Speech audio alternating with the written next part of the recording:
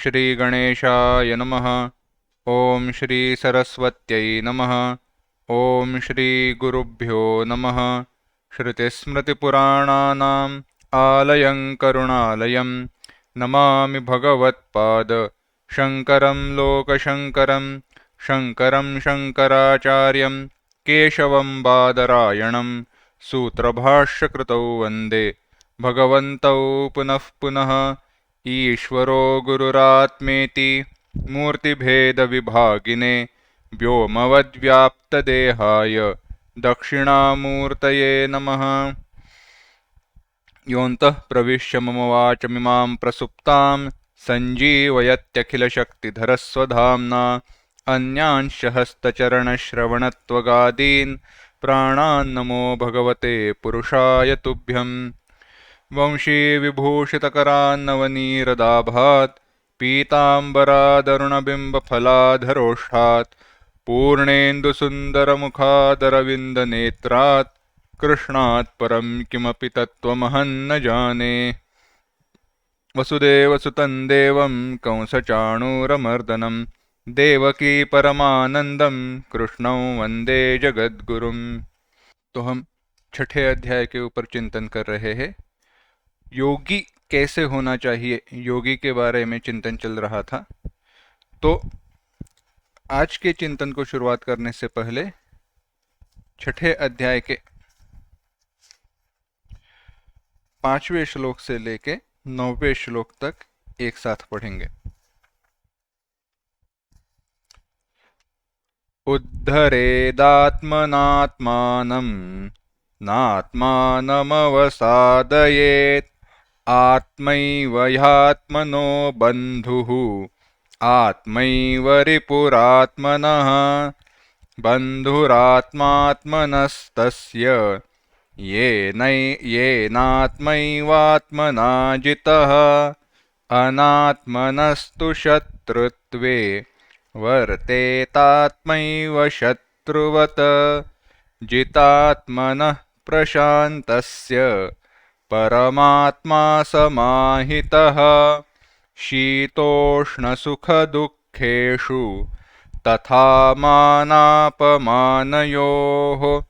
ज्ञानविज्ञानतृप्तात्मा कूटस्थो विजितेन्द्रियः युक्त इत्युच्यते योगी समलोष्टाश्मकाञ्चनः सुहृन्मित्रार्युदासीन मध्यस्थद्वेष्य बन्धुषु साधुष्वपि च पापेषु समबुद्धिर्विशिष्यते। तो अपना ही हमें उद्धार करना चाहिए, यह बताने के बाद योगारूढ़ के लक्षण क्या है, योगी के लक्षण क्या है, वह भगवान ने बताया। योगी कैसे होना चाहिए?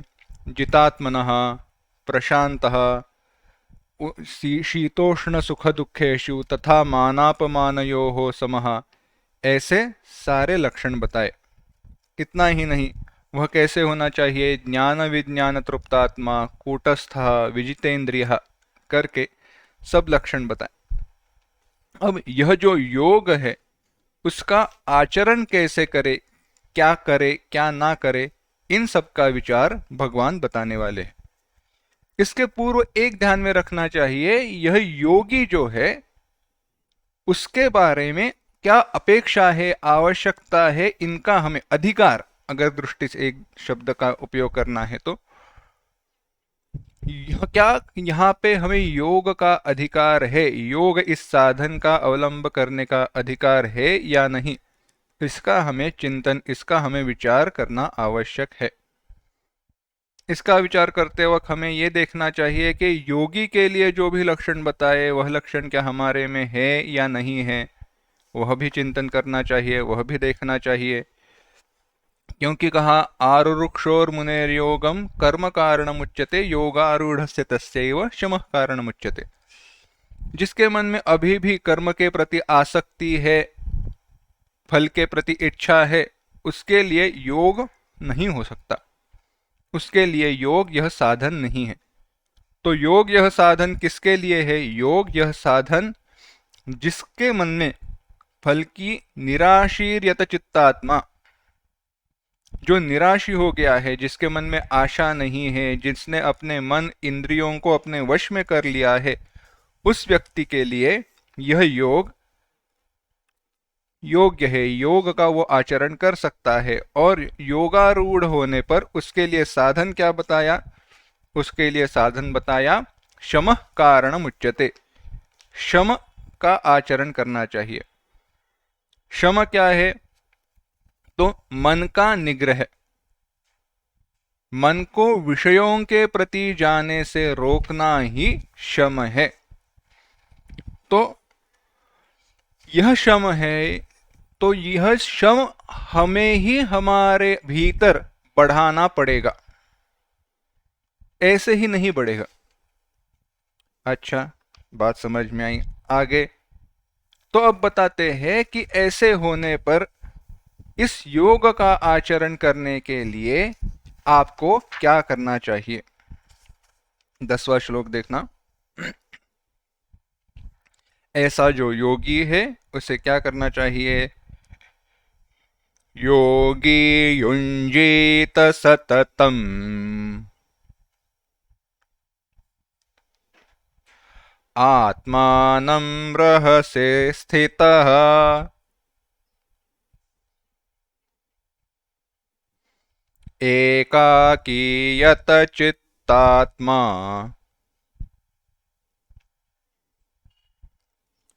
निराशीरपरिग्रहः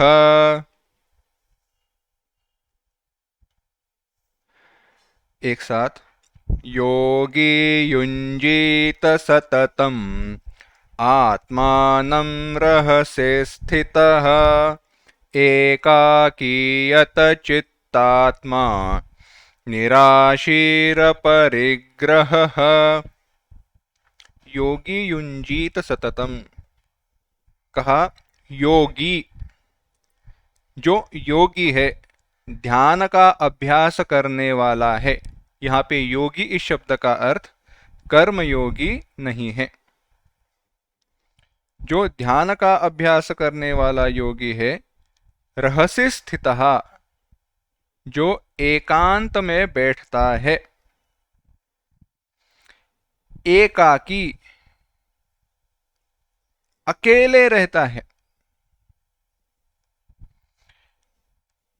यत चित्तात्मा, जिसने अपना चित्त और आत्मा यानी देह, इन दोनों को यत संयत, अपने नियंत्रण में, अपने अधिकार में, अपने वश में रखा है। अपना मन और अपना देह, इन दोनों को, देह माने यहाँ पे इंद्रियां लीजिए या संपूर्ण देह लीजिए, अपने प्राण, अपने ज्ञानेन्द्रिया, अपने कर्मेंद्रिया, सब, इन सब को जिसने अपने वश में, अपने नियंत्रण में रखा है, वह निराशी ही, आशा रहितः, तृष्णा शून्य, मन में कोई तृष्णा नहीं है, इच्छा नहीं है, आशा नहीं है, ऐसा व्यक्ति। अपरिग्रह, सारा परिग्रह रहित, कोई परिग्रह मन में नहीं है, ऐसा व्यक्ति आत्मानम, अपनी अंतःकरण को, सततम युञ्जीत, हर समय युञ्जीत, समाहित करना चाहिए। देखो, कहते हैं योगी रहस्य स्थितः, ध्यान का अभ्यास करने वाला जो योगी है, उसे एकांत में रहना चाहिए। जहां बहुत ज्यादा लोग रहते हैं वहां पे नहीं रहना चाहिए, अकेले रहना चाहिए। अपने मन और इंद्रियों को, मन और देह, इन दोनों को अपने वश में करना चाहिए। तृष्णा शून्य होना चाहिए, कोई परिग्रह नहीं करना चाहिए। और ऐसे होते हुए अपने अंतःकरण को अपने स्वरूप में लीन करना चाहिए। यहां पे अब देखिए क्या क्या बताया है, क्या बताया है। कहते हैं योगी। एक एक शब्द का अर्थ देखते हैं। योगी युंजीत सततम, योगी यानी जो ध्यायी है। उत्तम फल प्राप्त करने के लिए, श्रेष्ठ फल प्राप्त करने के लिए पूर्वोक्त विशेषणों से युक्त जो योगी है, ध्यायी है, उसे आत्मानम अंतःकरणम, अपने अंतःकरण को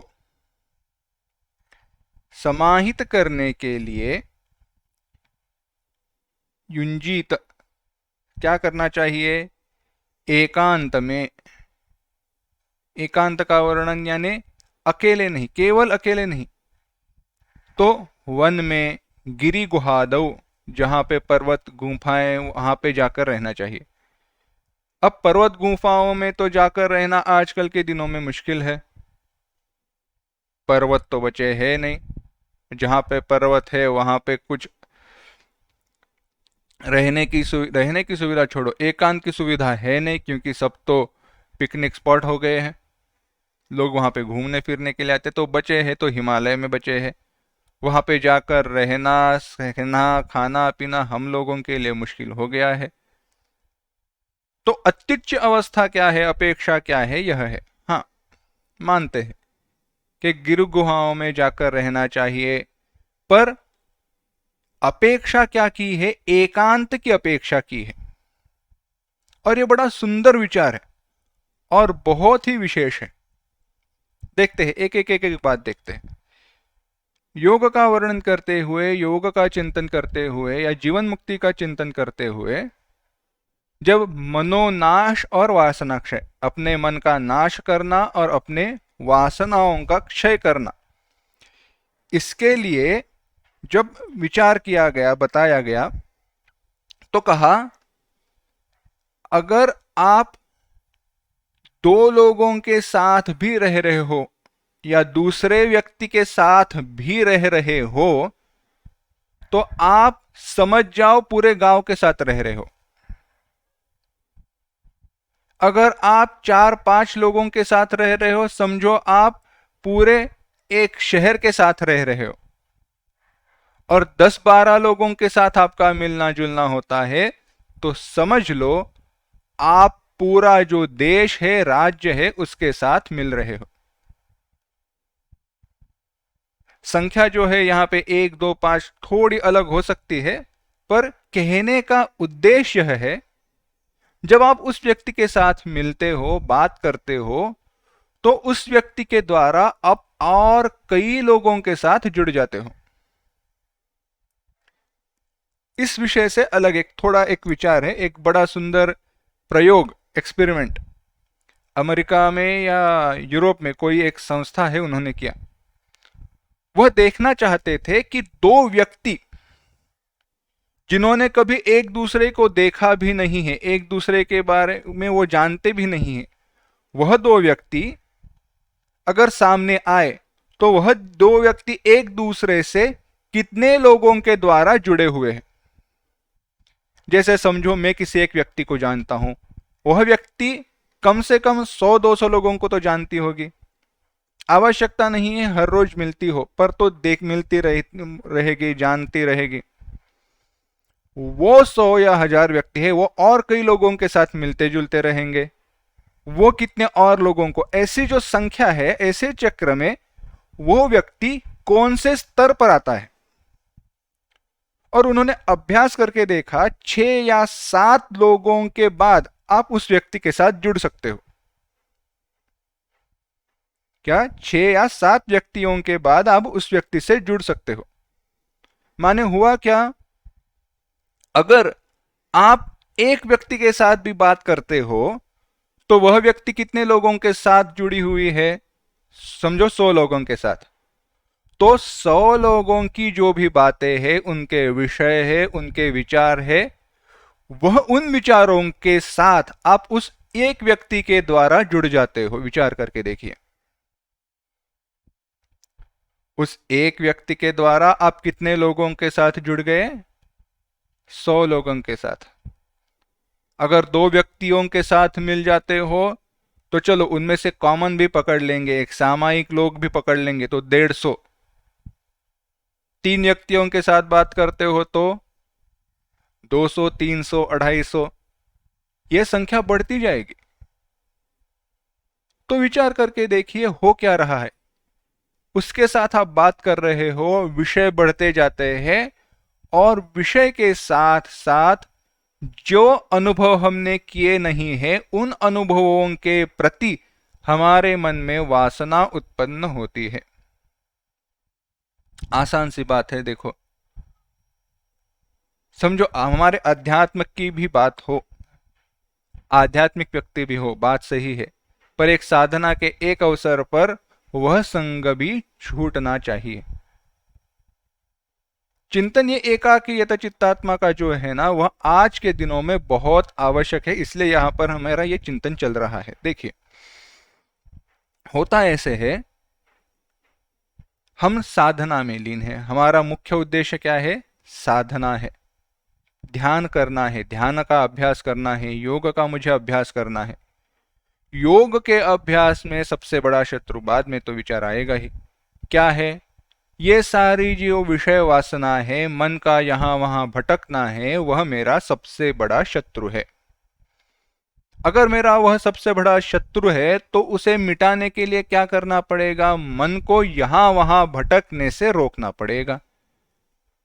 मन को यहां वहां भटकने से रोकना है तो मन यहां वहां क्यों भटक रहा है इसका विचार करना पड़ेगा। अब समझो, अगर मन को पता ही नहीं है कि कोई ऐसा एक विषय है तो उस विषय के प्रति मन जाएगा नहीं। होता ऐसे है, हम किसी व्यक्ति के साथ बात करते हैं, वह कहता है अरे वो नया चित्रपट आया है, वो मूवी आई है, बहुत अच्छी है, चित्रपट बहुत अच्छा है, या फिर ये नई सीरीज है नेटफ्लिक्स पे है, बहुत अच्छी है। अब हुआ क्या? बहुत अच्छी है, देखना, ऐसे जब कहा तो होता ऐसे है कि हफ्ते भर में सोमवार से लेकर शुक्रवार तक मेरे पास तो वक्त है नहीं, कुछ ना कुछ काम रहते हैं, घर पे रहते हैं तो 2 गुना काम बढ़ गए वर्क फ्रॉम होम में, क्योंकि लोग घर का भी काम करते हैं और ऑफिस का भी काम करते हैं, और ऑफिस वालों को भी पता है घर छोड़कर तो जाने वाला है नहीं, तो और काम दे देते हैं। चलो ये उदाहरण भी छोड़ दो, पर ऐसे भी तो सोमवार से शुक्रवार के दिन तो गए, तो मेरे मन के लिए फ्री टाइम कब है? खाली वक्त कब है? खाली वक्त है शनिवार और रविवार। तो शनिवार और रविवार में मुझे अभी क्या करना है? मुझे वो सीरीज देखकर खत्म करनी है, बिंज वॉच कहते हैं। यानी वो 48 घंटों में 10 घंटों का जो वक्त है वह मेरा 10 घंटों का वक्त, चाहे एक दिन में 5 दूसरे दिन में 5 समझो, वो सीरीज देखकर खत्म करने में चला जाता है। क्यों? क्योंकि सोमवार को जब मैं वापस ऑफिस जाऊंगा तो मेरे मित्रों के साथ मैं उसके बारे में बात कर सकता हूं। वो जो बात करेंगे वो मेरे वो मुझे समझ में आएंगी। कई सारे ये विचार है। एक उदाहरण है, ये बात बाजू में रख दो, आध्यात्मिक बात लेते हैं। आपके मित्र मिलते हैं, बात आध्यात्म की हो रही है, अध्यात्म की, और वो कहते हैं अरे ये अभी मैंने ये पुस्तक पढ़ा, बहुत सुंदर है।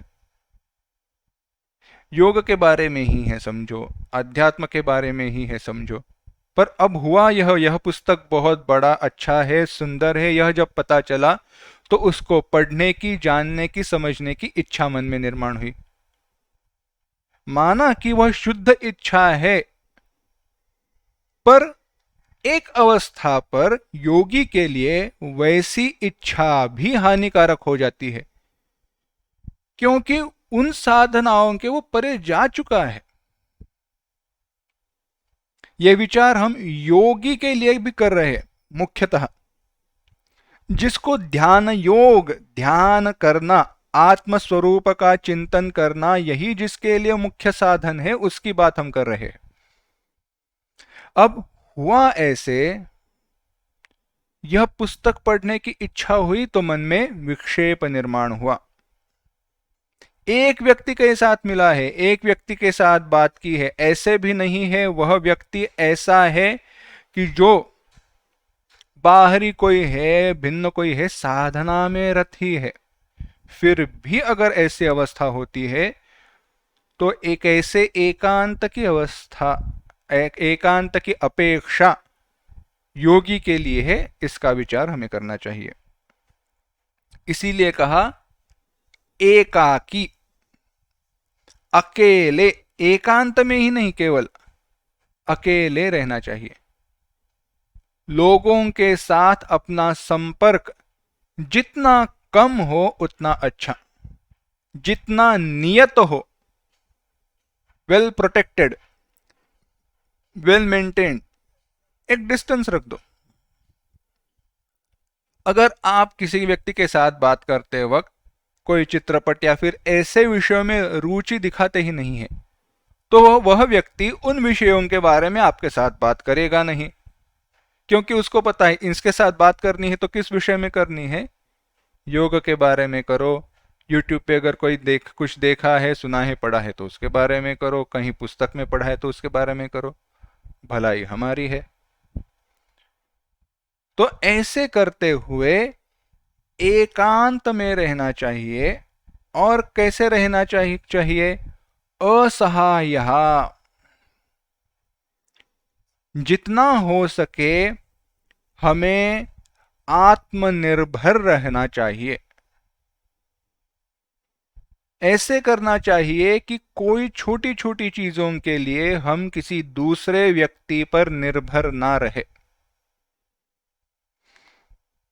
क्योंकि होता ऐसे है, जब हम उन चीजों के लिए दूसरे व्यक्ति पर निर्भर हो जाते हैं तो हमारे साधना का वक्त कम होने लगता है।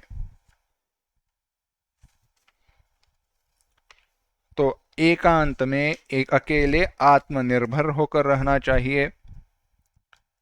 और रहस्य स्थितः एकाकी, यह शब्द जो है, यह विशेषण है, उसका उच्चतम अपेक्षित अर्थ क्या है? सन्यासी। क्योंकि जिसने सन्यासाश्रम ग्रहण किया है ऐसा व्यक्ति ही पूर्ण स्वरूप से रहस्य स्थितः एकाकी ऐसे हो सकता है। तो गृहस्थ के लिए क्या करना चाहिए? उस तरह का वातावरण, उस तरह की सिचुएशन हमारे जीवन में हो, उसके लिए प्रयत्न करते रहना चाहिए, बस। रहस्य स्थितः। इसके बाद कहा यत चित्तात्मा, जिसका अंतःकरण और जिसका देह,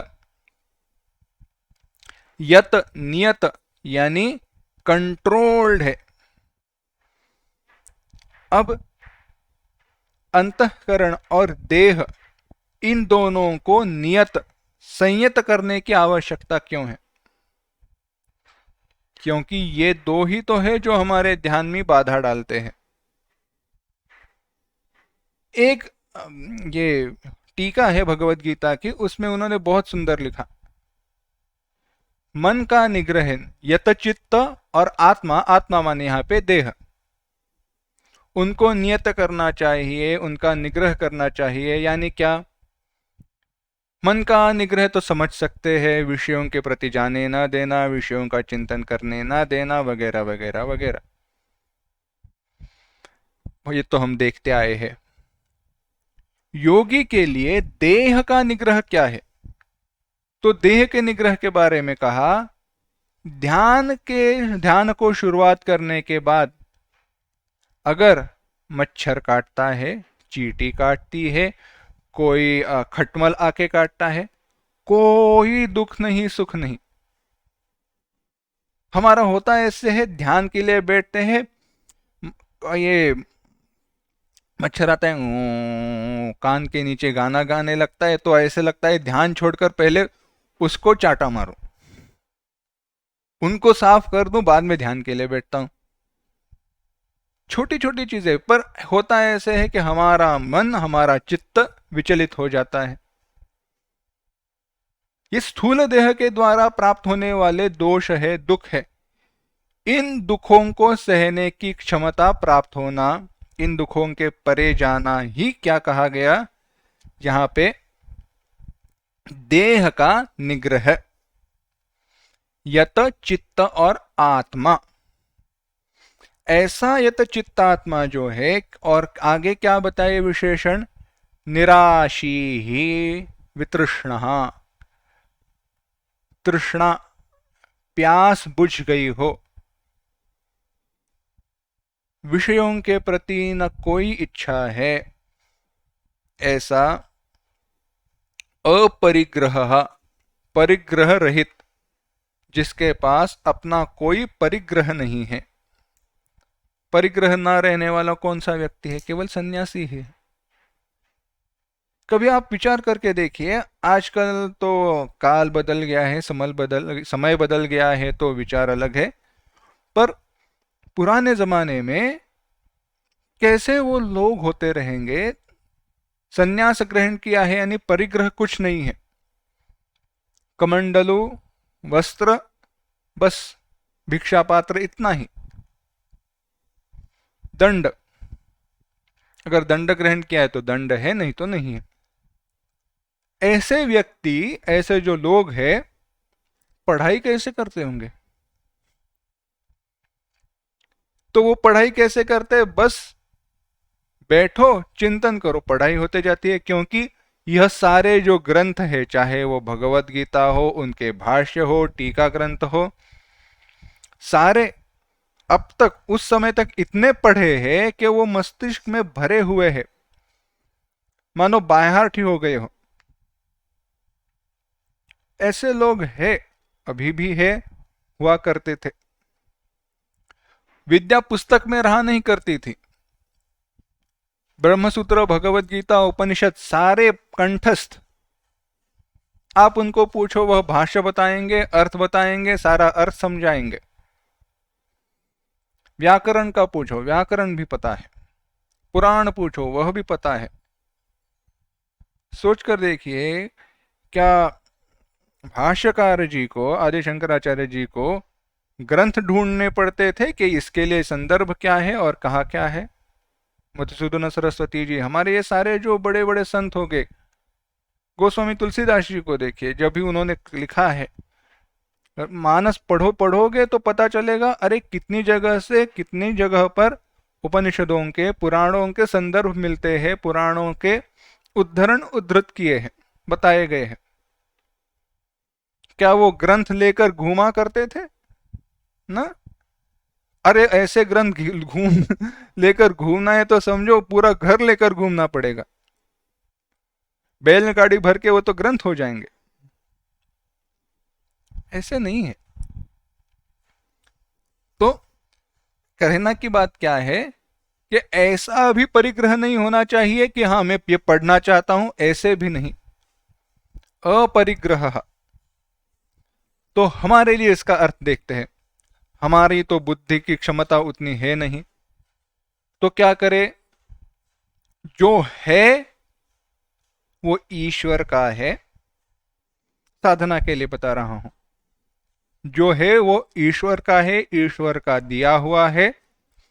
मेरी क्षमता के अनुसार मैं उसका नियमन करूंगा, उसको संभाल कर रखूंगा। अगर वह ठीक से होता नहीं है मेरे द्वारा और किसी वस्तु का नाश होता है तो होने दो, मेरी उससे कोई अटैचमेंट है नहीं। है तब तक है, चला गया तो चला गया। चले जाने का दुख नहीं है, होने का सुख नहीं है।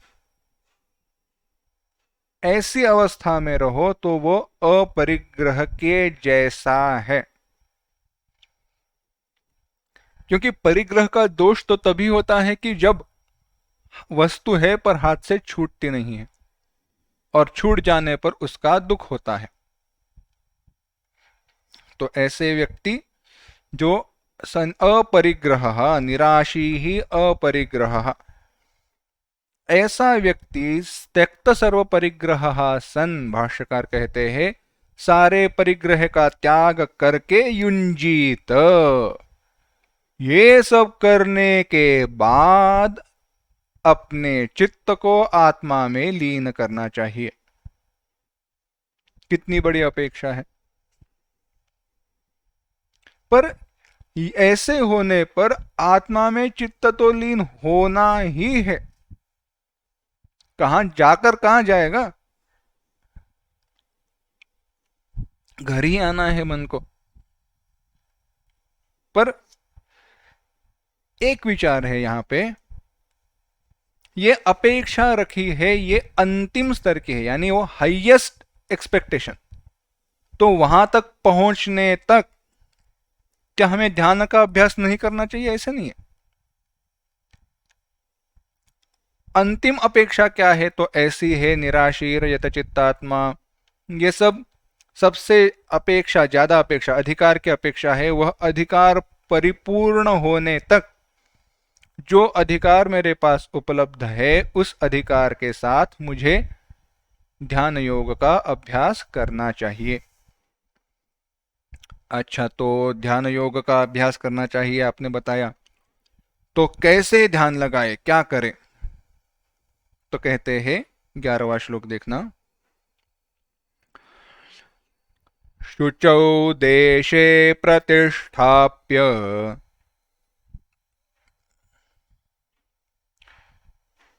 स्थिरमासनमात्मनः नात्युच्छ्रितं नातिनीचं चैलाजिनकुशोत्तरम्। एक साथ। शुचौ देशे प्रतिष्ठाप्य स्थिरमासनमात्मनः नात्युच्छ्रितं नातिनीचं चैलाजिनकुशोत्तरम्।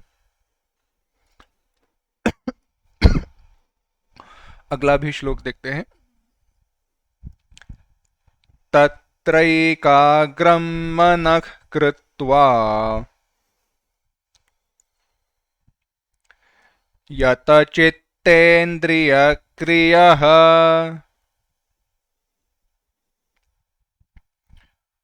उपविश्यासने युञ्ज्यात् योगमात्मविशुद्धये। 12वां। तत्रैकाग्रं मनः कृत्वा यतचित्तेन्द्रियक्रियः उपविश्यासने युञ्ज्यात् योगमात्मविशुद्धये। भगवान यहाँ पे कहते हैं आत्मविशुद्धये योगम युञ्ज्यात्। आत्म विशुद्धये, अपने अंतःकरण की शुद्धि के लिए योग का आचरण करना चाहिए। अपेक्षा क्या है? आत्मशुद्धि के लिए, आत्मज्ञान की प्राप्ति के लिए नहीं। तो कैसे करना चाहिए? कहा शुचौ देशे, पवित्र स्थान पर, आत्मनः, आत्मनः अपना खुद का, नात्युच्छ्रितम नातिनीचम, ऐसे ना हो कि जो जमीन है बहुत ऊंचाई पर है और धसी हुई है, न अति नीचम। चैलाजिन कुशोत्तरम आसनम। चैल अजिन, चैल माने वस्त्र, अजिन, अजिन माने मृग चर्म या व्याघ्र चर्म, हिरण का या व्याघ्र का यानी शेर का चमड़ा, चमड़े का बना वो आसन, चर्म, वह आसन के रूप में रखकर प्रतिष्ठाप्य, स्थिरम प्रतिष्ठाप्य, स्थिर रखकर उस आसन के ऊपर उपविश्य, बैठकर, यतचित्तेन्द्रिय क्रिया, चित्त और इंद्रियों को नियमित करके, उनका नियंत्रण करके, मनः एकाग्रं कृत्वा, मन को एकाग्र करके, आत्मविशुद्धये योगम युञ्जीत, अपने अंतःकरण की शुद्धि के लिए योग का आचरण करना चाहिए। भगवान कहते हैं पवित्र स्थान पर अपना आसन प्रस्थापित करना चाहिए। अपना कैसा आसन हो? नीचे दर्भासन हो, दर्भासन के ऊपर व्याघ्र या मृगचर्म हो, उसके ऊपर एक मतलब मुलायम वस्त्र हो, सूती मुलायम वस्त्र हो, सूती नहीं तो कोई अलग अलग जगह पे अलग अलग बताया है, मुलायम वस्त्र हो, उसके ऊपर स्थिर बैठना चाहिए। बैठते समय जो भी नीचे की जमीन है ना कहीं ऊंचाई पर हो ना धसी हुई हो। इतना ही नहीं, ध्यान को शुरुआत करने पर होना क्या चाहिए? यत चित्तेन्द्रिय क्रिया, मन चित्त इंद्रिया इनका निग्रह करके, नियंत्रण करके, मन को एकाग्र करके आत्मा यानी अंतःकरण की शुद्धि के लिए योग का आचरण करना चाहिए। अब योग, योगांग, इनका सब विचार यहाँ पे भगवान संदर्भ के साथ बता रहे हैं। कहते हैं योग का अभ्यास करने वाले को आसन कैसे रखना चाहिए? क्योंकि जिसको योग प्राप्त हुआ है, यानी ध्यान योग यह साधन के रूप में प्राप्त हुआ है, उसको पहले अपना आसन ठीक रखना चाहिए। बड़ा सुंदर चिंतन है। आध्यात्मिक जो विचार है, आदि भौतिक आदि दैविक विचार है, उसको हम बाजू में रखते हैं। एक आसन पर बैठना चाहिए क्योंकि उस आसन से हमें ऊर्जा मिलती है, एनर्जी मिलती है, यह सारे विचार है, बाजू में रखते हैं। चलो एक सामान्य साइकोलॉजिकल में स्टैंड पॉइंट से बात बताता हूं, एक मानसिक दृष्टिकोण से बताता हूं। मानसिक दृष्टिकोण क्या है? आपको मैं पूछता हूं, आप अगर जो अपना बिस्तर है या गद्दी है, उसके आप ऊपर आप 5 मिनट के लिए भी बैठ जाओ या लेट जाओ, होता क्या है? नींद आने लगती है। ऐसे क्यों हुआ? हुआ इसलिए क्योंकि आपके मन को पता है इस जगह पर बैठने पर क्या करना है? सोना है।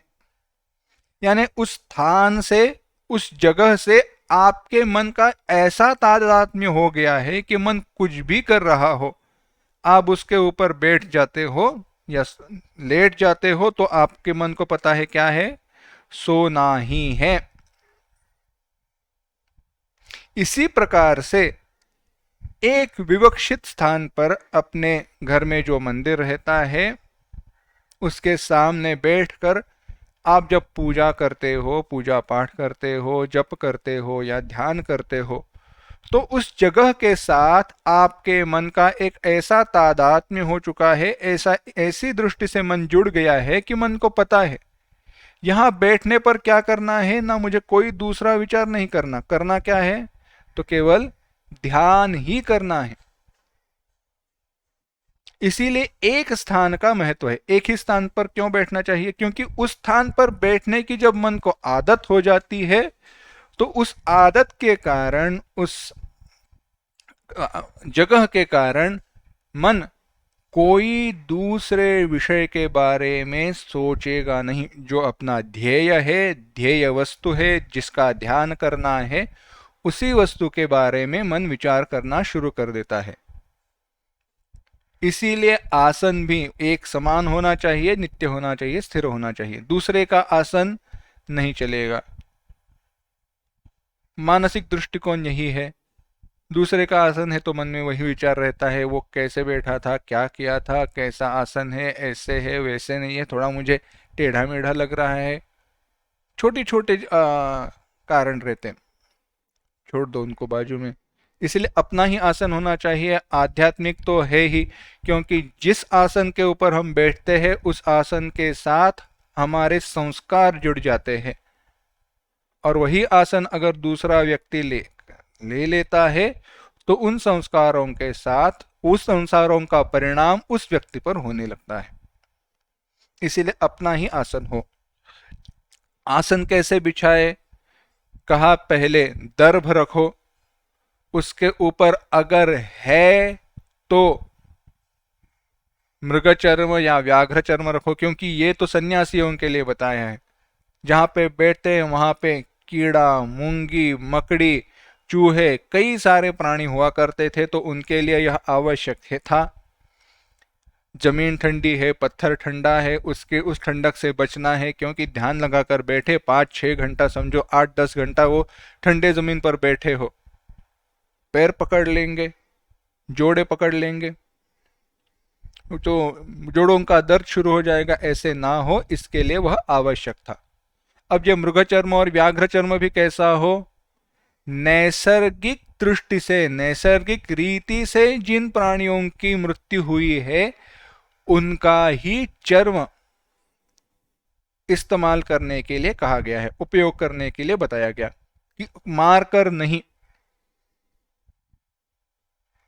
इसीलिए आज भी, और अब आज के तारीख में, आज के समय पर अगर देखा जाए तो ये तो पूरा बंद ही किया है, अच्छी बात है। क्योंकि इन वस्तुओं के साथ एक जो आकर्षण जुड़ा हुआ है, सही एक दृष्टि से सही नहीं है सामान्य व्यक्ति के लिए, जो गृहस्थ है उसके लिए। इसीलिए अगर आप देखो तो फॉरेस्ट डिपार्टमेंट कभी कभी ऐसे पढ़ते हैं ना कि रास्ता क्रॉस करते वक्त, रास्ता नापते वक्त एक शेर की या कोई एक शेरनी की मृत्यु हुई है, गाड़ी ने उसके साथ टक्कर दे दी और मृत्यु हुई वगैरह हम पढ़ते हैं, तो वह उसका जो चमड़ा, उसके दांत, उसके नख, यह सारे नष्ट किए जाते हैं। क्यों? क्योंकि वह पाने की इच्छा मन में हो तो जो पोचिंग वगैरह है वो बढ़ जाएगा। चलो ये व्यावहारिक बात तो एक एक्स्ट्रा इन्फॉर्मेशन बाजू में रखते हैं। यहाँ पे विचार यही है, हत्या नहीं होनी चाहिए हमारे द्वारा, क्योंकि हमें ध्यान का अभ्यास करना चाहिए। तो जो उपलब्ध है वही ले लो, उसके ऊपर वस्त्र रखो। क्यों? क्योंकि उस चमड़े का गलत परिणाम, क्योंकि चमड़े में समझो कोई कीड़े मकोड़े है, कुछ है, तो उसका परिणाम हमारे शरीर पर नहीं होना चाहिए। चमड़े का अगर आप आयुर्वेदिक दृष्टि से, आध्यात्मिक दृष्टि से विचार करो तो वह उष्ण है, वह ऊष्मा हमें सहन न हो, तो इसके लिए ऊपर वस्त्र रखना चाहिए। यह आसन कैसे हो? ज्यादा ऊपर न हो कि हम हिलने डुलने लगे, ज्यादा नीचे न हो कि ऐसे बैठ जाए, धसके हुए बैठ जाए, या उस ठंडक का हमारे ऊपर परिणाम हो। तो एक समान स्तर पर रहना चाहिए, स्थल पर रहना चाहिए। हो सके तो मिट्टी के ऊपर वो आसन बिछाया हुआ रहना चाहिए। पर्यंक यानी लकड़े के आसन पर हो सके तो नहीं होना चाहिए। टीका में भगवत गीता के लिखा। ध्यान के लिए कहां पे बताया? ध्यान के लिए बताया गया। अच्छा, यह हुआ आसन। क्रम क्या बताया? पहले दर्भ, बाद में अजिन और बाद में वस्त्र। ये करने पर क्या कहा? तत्र, उस अवस्था में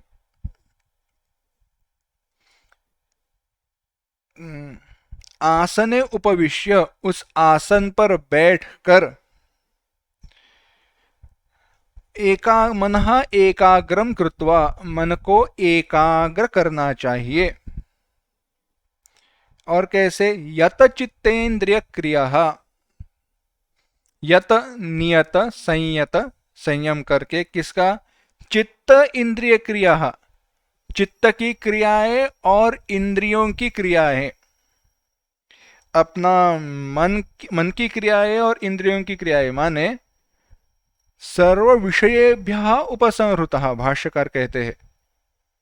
चित्त की क्रिया क्या है? विषयों के प्रति भागना चित्त की क्रिया है, और यहां वहां हिलना डुलना इंद्रियों की क्रिया है। तो इन दोनों का नियंत्रण करके, इसीलिए विचार करके देखिए, योग सूत्रों ने जब बताया तो आसन तीसरा है, यम नियम आसन। ध्यान तो आखिरी से दूसरा है, मतलब सातवां है। सबसे मूल में अपेक्षा क्या है? आसन स्थिर हो।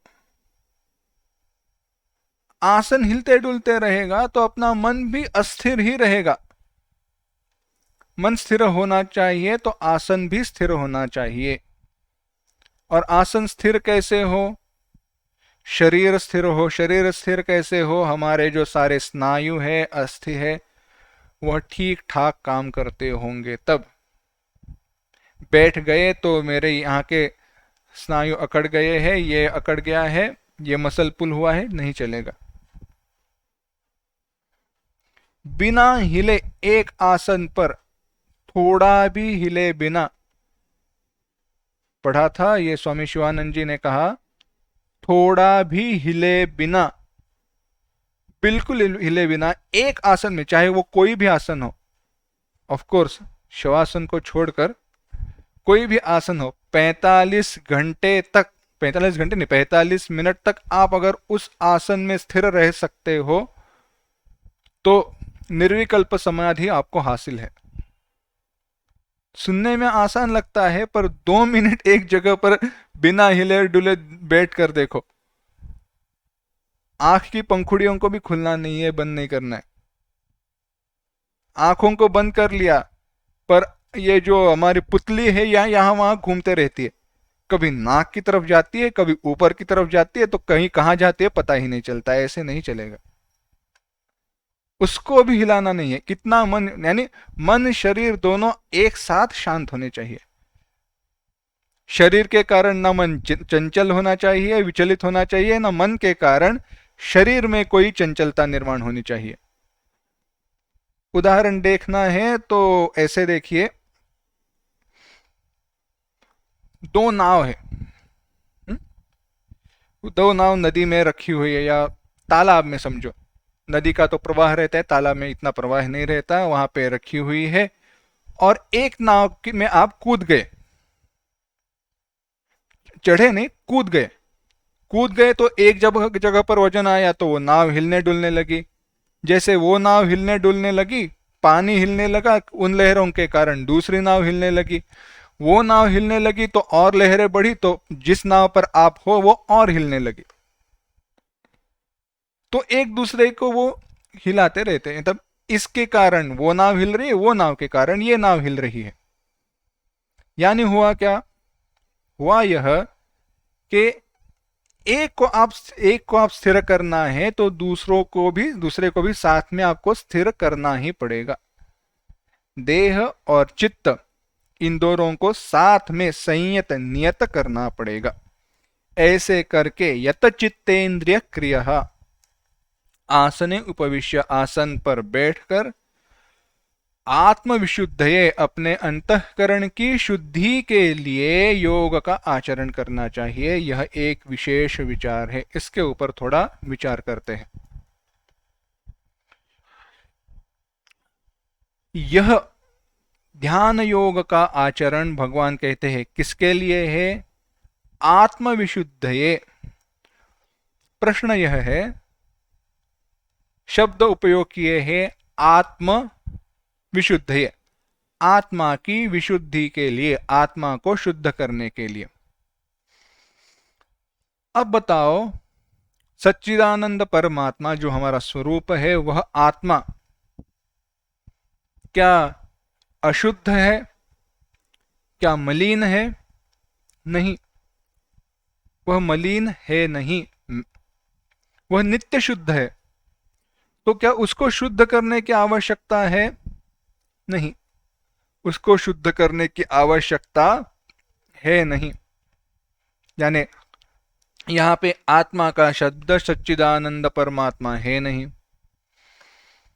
तो क्या है? तो आत्मा इस शब्द का अर्थ है अंतःकरण। अंतःकरण की शुद्धि के लिए योग है। योग का योग सूत्र जो है, क्या कहा? योग किसके लिए है? योगश्चित्त वृत्ति निरोधः। चित्त वृत्तियों की निरोध के लिए योग है। चित्त वृत्तियों का निरोध ही क्या है? चित्त वृत्तियों का निरोध करना माने अंतःकरण को शुद्ध करना ही है। कैसे? अंतःकरण अशुद्ध है, इसका अर्थ यह हुआ अंतःकरण अपने स्वरूप से विचलित हुआ है, च्युत हुआ है। यानी क्या? आसान सी बात है, देखो, सोने में मैला आया, सोना शुद्ध नहीं है, अर्थ क्या हुआ? सोने में कुछ तो मिलावट है। तो सोने को शुद्ध करने के लिए क्या करना पड़ेगा? उस मिलावट को निकालना पड़ेगा। अंतःकरण क्या है? आत्मा और जड़ अंतःकरण, जड़ वृत्तियां, इनकी संयोग से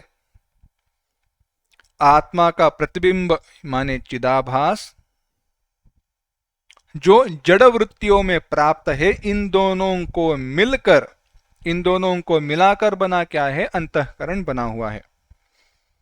तो अंतःकरण का स्वरूप क्या है? अंतःकरण वास्तव में सच्चिदानंद परमात्मा है।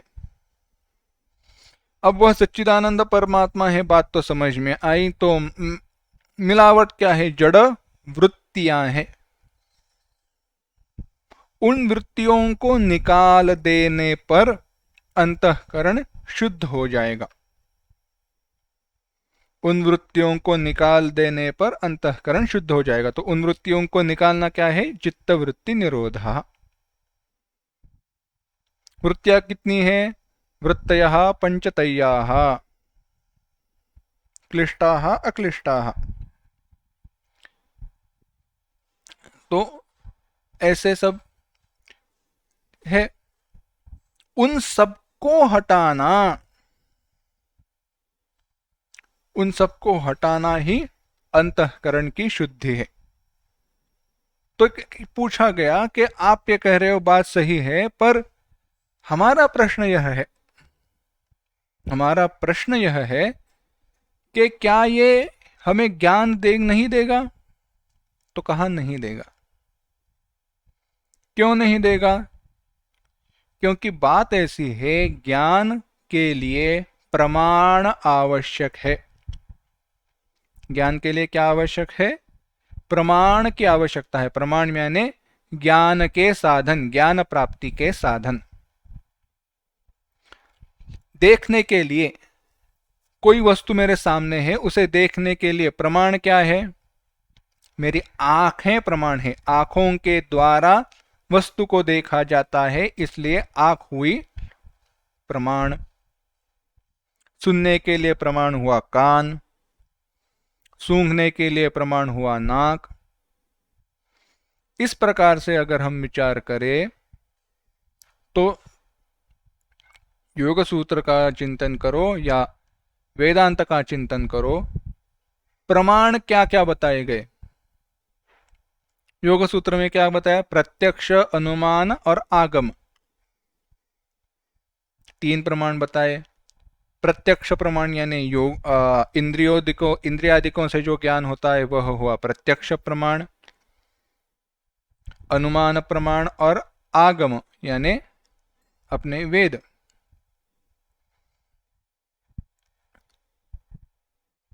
उत्तर मीमांसा ने या वेदांत ने और तीन प्रमाण उसमें ऐड किए। कहा उपमान, अर्थापत्ति, अनुपलब्धि, ये तीन भी प्रमाण लीजिए।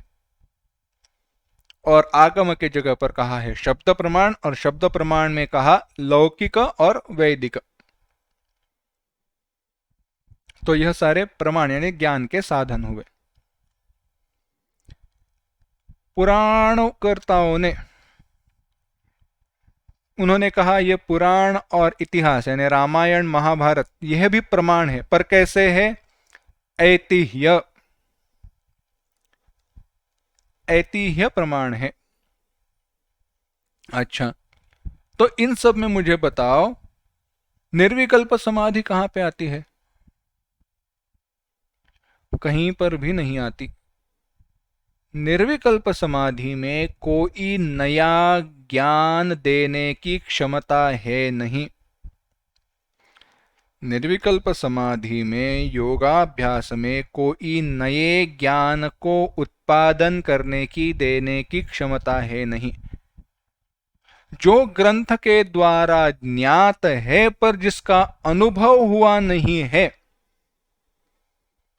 जो ग्रंथ के द्वारा ज्ञात है पर जिसका अनुभव हुआ नहीं है, उस अनुभव की प्राप्ति के लिए अधिकारी बनाने की क्षमता योग में है।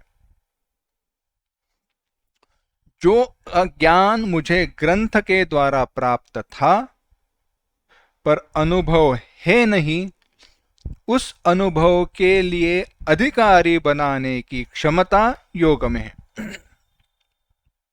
उदाहरण बताते हैं तो समझ में आएगी बात। सर्दी खांसी हुई है, अभी जो हमारा ये कोविड-19 डिसीज है उसमें तो हम और क्या कहते हैं विवक्षित रूप से हम देखते हैं कई लोगों का सूंघने की क्षमता और टेस्ट करने की क्षमता चली जाती है। उनको रस पता ही नहीं चलता, वह सूंघते पर कोई वास गंध कोई आता ही नहीं है। हुआ क्या है?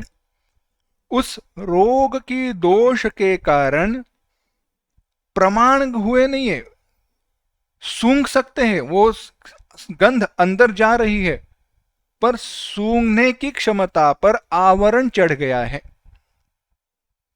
बीच में कुछ तो एक ऑब्स्ट्रक्शन है, व्यवधान है। जीभ टेस्ट कर क्यों नहीं पा रहे? क्योंकि वह व्यवधान निर्माण हुआ है। तो वो व्यवधान चले जाने पर उस व्यवधान के चले जाने पर वह सूंघ सकता है और रस को चख भी सकता है। वो सूंघ भी सकता है और रस को चख भी सकता है। तो क्या हमें यह कहना चाहिए कि वो व्यवधान दूर होने के कारण वो उसको चख पाया, या व्यवधान दूर होने के कारण उसको गंध समझ में आई? नहीं। इसी प्रकार से शास्त्र के द्वारा मुझे ज्ञात हुआ है मैं आत्मस्वरूप हूं, मैं परमानंद स्वरूप हूं, पर हुआ ऐसे है अभी मेरा अनुभव मैंने शास्त्र के द्वारा जाना है ना, मैं ब्रह्म हूं, अहम ब्रह्मास्मि जाना है, पर अभी इस वक्त मेरे सामने क्या उपलब्ध है? अभी इस वक्त मेरे सामने क्या उपलब्ध है? अनुभव, या मुझे किसका अनुभव आ रहा है? शास्त्र के द्वारा जानने पर भी कि मैं ब्रह्म हूं, मुझे अनुभव है कि मैं ये देह हूं, मन हूं, अहंकार, चित्त हूं। क्योंकि वैसे ही इन उपाधियों के साथ मैं अपने आप को अनुभव कर रहा हूं। जब इन अपना मन, मन माने क्या? संकल्प विकल्प करने वाला मन, ऐसे करे या वैसे करे, ये विचार करने की हमारी जो क्षमता है अंतःकरण की, उसे कहते हैं मन। ऐसे ही करना चाहिए, यह निश्चय करने वाली जो है वह है बुद्धि।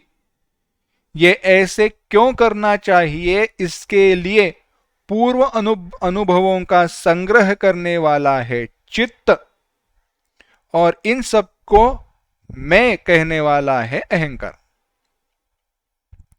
तो मन, बुद्धि, चित्त, अहंकार, यह सारे क्या हुए हैं? व्यवधान हुए हैं। इनके कारण लगता है मैं देह हूं, मैं अहंकार हूं, मैं मन हूं,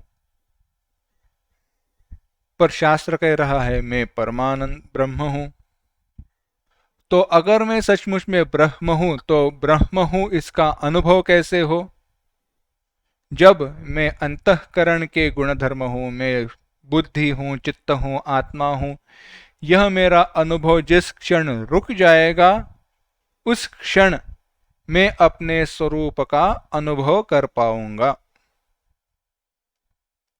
तो ये व्यवधान रूप जो वृत्तियां हैं, विषय रूप जो वृत्तियां है, उनका निग्रह करने पर जो मेरा स्वरूप है वह तो है ही। रोग के कारण जो एक सूंघने के लिए या चखने के लिए व्यवधान निर्माण हुआ था, वह व्यवधान चले जाने पर अनुभव तो है ही, न उसमें कोई दोष है, न कहीं चला जाने वाला है। तो व्यवधान को दूर करना जैसे था, वैसे ही ये अंतःकरण की शुद्धि है। इस अंतःकरण की शुद्धि के कारण हमें हमारे स्वरूप का अनुभव प्राप्त होता है। इसीलिए भगवान कहते हैं योग का आचरण किसके लिए करना चाहिए? आत्म विशुद्धये। अब यह करने पर भगवान कहते हैं कैसे ध्यान करो। बैठ गए हो, अब क्या करो? कहते हैं 13वां और 14वां श्लोक, समं कायशिरो ग्रीवम्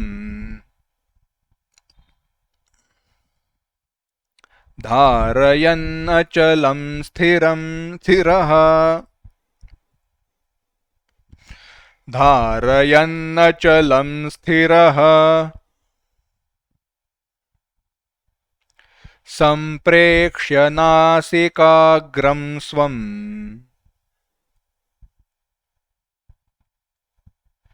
दिशश्चानवलोकयन्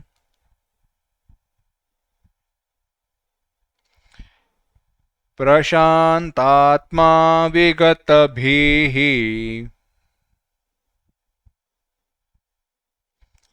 ब्रह्मचारिव्रते स्थितः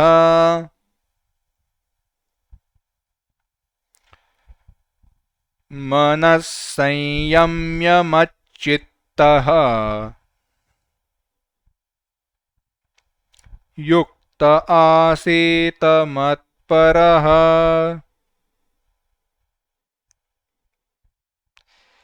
एक साथ, समं कायशिरो ग्रीवं धारयन्नचलं स्थिरः सम्प्रेक्ष्य नासिकाग्रं स्वं दिशश्चानवलोकयन् प्रशान्तात्मा विगतभिः ब्रह्मचारिव्रते स्थितः मनः संयम्य मच्चित्तः युक्त आसीत मत्परः।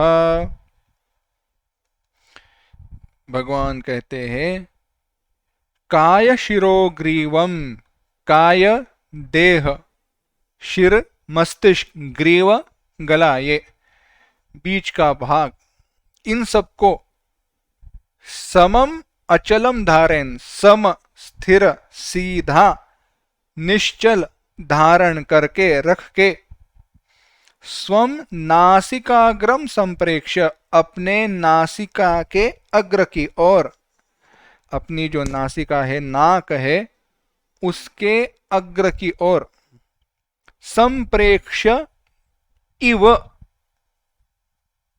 इव माने ऐसे, जैसा, नाक का जो सर है, यानी नाक का जो टोक है, उसके तरफ देखते हुए सा, उसकी तरफ देखना नहीं है पर मानो कि देख रहा है, इव एज दो, ऐसे करके दिशा च अनवलोकयन, बाकी सारी जो दिशाएं हैं उनको ना देखते हुए, प्रशांतात्मा जिसका अंतःकरण शांत है, विगत भी ही जिसके अंतःकरण से भय चला गया है, ब्रह्मचारी व्रते स्थितः जो ब्रह्मचारी व्रत में स्थित है, मनस्संयम्य मन का संयमन करके, मच्चित्तः युक्तः मत्परः आसीत मुझ में ही चित्त समर्पित करके और मुझ में ही मत पर होके, मेरी ही इच्छा करने वाला होकर, समाहितः आसीत समाहित यानी समाधिस्थ रहना चाहिए। क्या कहते हैं भगवान? समम काय शिरोग्रीवम, काया शिरो और ग्रीव यानी शरीर गला और मस्तक सीधा रहना चाहिए। ऐसे टेढ़े बैठे, ऐसे बैठे नहीं, सीधे रहो। आसान है। अगर वो जो कुंडली है अगर वह जागृत होती है तो जागृत होने पर उसको सीधे आना है ना, कहीं उसको फंसाना नहीं है। जब हम सीधे रहते हैं तो हमारे शरीर की जो नाड़ियां हैं उन नाड़ियों में से जब प्राण घूमते रहते हैं, आसानी से घूमते रहने चाहिए। और दूसरी भी बात है, ये जो ध्यान वगैरह हम करने वाले हैं एक दो दिन के लिए नहीं करने वाले, सालों तक चलने वाला है। समझो ध्यान के लिए हर दिन के 6-6 8-8 घंटा आप ऐसे टेढ़े बैठे हुए रहते हो तो हो क्या जाएगा? कुछ सालों के बाद यही आपकी नेचुरल पोजीशन बन जाएगी। ऐसे नहीं, सीधे बैठो। समम काय शिरोग्रीवम, उसको धारण करके। और कैसे? अचलम, प्रैक्टिस लगेगी पर बात सही है। ऐसे ना नहीं हो कि हाँ ध्यान के लिए शुरुआत करने के लिए बैठे तो चलो और पूरा आसन वगैरह सुखासन में बैठ गए, पद्मासन में बैठ गए, सीधे है, थोड़ी देर बाद नीचे झुक गए, फिर से ध्यान में आया तो फिर से सीधे हो गए, अरे पता चला मेरी ठुड्डी है ऊपर है तो नीचे लिया। ऐसे नहीं, आदत होनी चाहिए। सीधे बैठे, शांति से बैठे। और कहा संप्रेक्ष नासिकाग्रम स्वम, हमारे आचार्य जी मजाक के साथ कहा करते थे, नासिकाग्रम स्वम संप्रेक्ष, अपने नाक की ओर देखना चाहिए। कहा है, बात सही है, पर नाक की ओर ऐसे घंटों तक मत देखना, काणे हो जाओगे। अपेक्षा क्या है? इव कहा है। भाष्यकार जी आदि शंकराचार्य जी कहते हैं इव, इव माने क्या? कि वहां पे आपको ध्यान इकट्ठा करना है, एक करना है। किसके लिए? एक शुरुआत में मन को आलंबन मिल जाता है जिसके कारण विषयों का चिंतन बाजू में रह जाता है। नहीं तो होगा क्या? ध्यान करना है अपने स्वरूप का, ध्यान करना है भगवान का, पर नजर है नाक पर, तो ध्यान किसका हो रहा है? नाक का ध्यान होने लगा। ऐसे तो नहीं चलेगा ना। ध्यान करना है भगवान का और नजर कहां पे है? नाक के ऊपर है। ऐसे नहीं चलता है। इसीलिए हमारा जो त्राटक वगैरह जो है वह एक स्टेपिंग स्टोन है, उसके बहुत फायदे हैं, पर हेतु क्या है? मन शांत हो, मन अपने नियंत्रण में आता है। हाँ, कि अब मन को बताए कि नहीं मुझे ध्यान इकट्ठा करना है, एक करना है। मैंने अपना ध्यान नाक की तरफ एक कर दिया, मन शांत हो गया। प्रैक्टिस के साथ हो जाता है, आने आने लगता है। अगर आप प्रयोग करके देखिए, और ये अनुभव की बड़े बुजुर्गों की कही बात कर रहा हूं। कभी कभी ऐसे होता है रात में नींद आती नहीं है, नींद नहीं आती, सोए हुए हो, कुछ ना कुछ मन में विचार चलते हैं। उस समय क्या करो? उस समय अगर आप निरीक्षण करो तो होता ऐसे है, उन विचारों की तरफ हमारी दृष्टि रहती है। हमारी दृष्टि कहां पर रहती है? उन विचारों की तरफ रहती है। मन कुछ सोचता है, कुछ विचार करता है, वो एक संकल्प चित्र खड़े करता है और उसके ऊपर मन चला गया है। आंख भी कहीं एक विवक्षित जगह पर है। सोचकर अपनी आंखों को ऐसे स्थिर कर दो कि आंखों को जब आप बंद करते हो तो अंधेरा दिखता है ना, वहां पे शांत कर दो। कुछ देखने की मुझे इच्छा नहीं है, ऐसे कर दो तो आंखें शांत सी हो जाती है। और वैसे रखने का धीरे धीरे प्रयास करो, ऐसे नहीं कि वैसे ही रखना है। तो होगा ऐसे, आंखों के अब विचार कर रहा था मन, तो जब मन विचार कर रहा था तो मन अपने चित्र खड़े कर रहा था। मन नए नए चित्र खड़े कर रहा था जिसके बारे में आप सोच रहे। अब मन में कौन से विचार आ रहे हैं? जो आंखों के द्वारा देखा जा रहा है। आंखों के द्वारा क्या देखा जा रहा है? कुछ नहीं देखा जा रहा, आंखें बंद है, कुछ नहीं देखा जा रहा। तो मन के लिए सोचने के लिए कुछ है ही नहीं, क्योंकि मन का जो स्वातंत्र था विचार करने का वो आपने उससे निकाल लिया।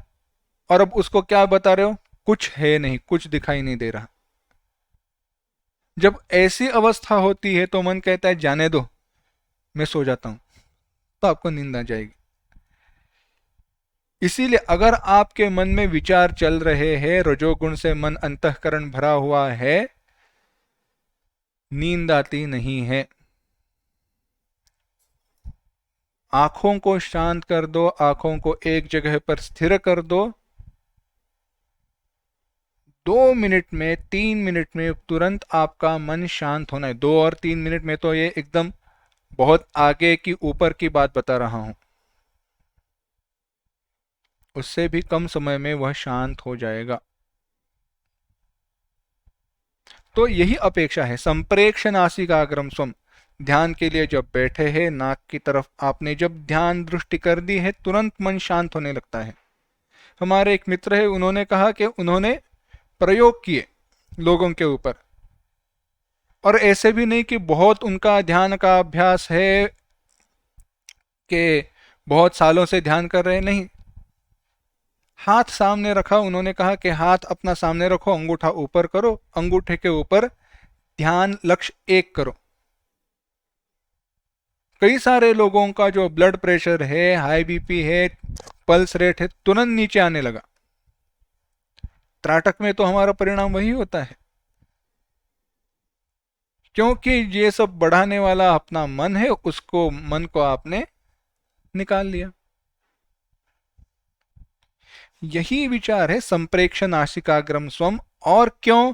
दिशश्चानवलोकयन, मैं यहां वहां न देखूं, मेरा मन यहां वहां ना भटके, नजर यहां वहां ना जाए, इसके लिए क्या किया? पहले आलम्बन दिया, संप्रेक्ष नासिकाग्रम स्वम इव। मानो आप नाक के ऊपर तरफ देख रहे हो, वहां पे मन इकट्ठा करो, मन शांत हो जाएगा। अब आगे क्या करना चाहिए? प्रशांत चित्त, विगत भी, ब्रह्मचारी व्रत, ये सब बताए हैं, पर उनका विचार हम अगली बार करेंगे। आज यहीं पे रुकते हैं। ओम असतो मा सद्गमय, तमसो मा ज्योतिर्गमय, मृत्योर्मा अमृतंगमय। ओम शांति शांति शांति। हरि ओम श्री गुरुभ्यो नमः। हरि ओम।